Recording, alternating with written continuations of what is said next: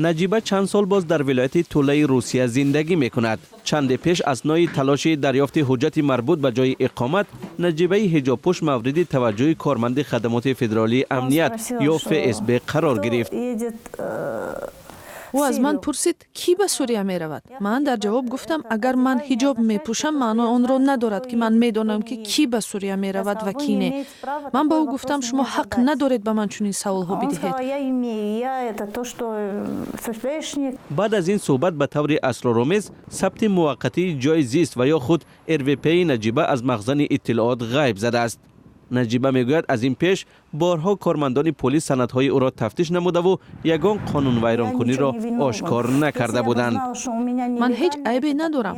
اگر من مطمئن می بودم که حجت‌های من تقلبی اند برای گرفتن اسناد مراجعه نمی کردم. در همه جا حجت‌های مرا می سنجیدند. یگان مشکل نداشت. من سندهایم را در طوله گرفته بودم. اما در خدمات فدرالی امنیت روسیه مطمئن هستند که اسناد نجیبه ساخته بوده و RVP او قلبکی است. نجیبه میگوید از ناچاری به شعبه خدمات امنیتی فدرالی مراجعت کرد. پسری کلانیش که 16 ساله است تا به حال شناسنامه ندارد و با این سبب میتوانند او را از آموزشگاه خارج کنند. او در بخش مهندسی و با بهای اعلی تحصیل میکند. حتی استیپندیا میگیرد. اکنون با قرار دادگاه او را همراه مادر و 2 خواهر و برادرش میتوانند از کشور اخراج کنند. خالد میگوید تصور نمی کند که چگونه با ندانستن زبان در تاجیکستان تحصیل خواهد کرد. من زبان را خوب نمیفهمم. با زبان تاجیکی حرف زدن نمیتوانم.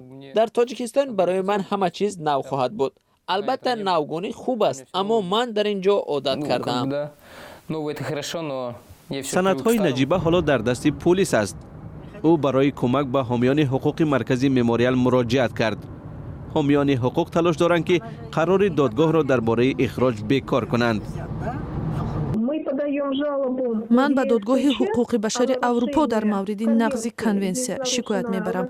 در این قضیه کنونسیا 8 حقوق به حیات عائلوی همچنین کنونسیا در مورد حقوق کودک ویران شده است. کودکان این زن در روسیه تولد شدند.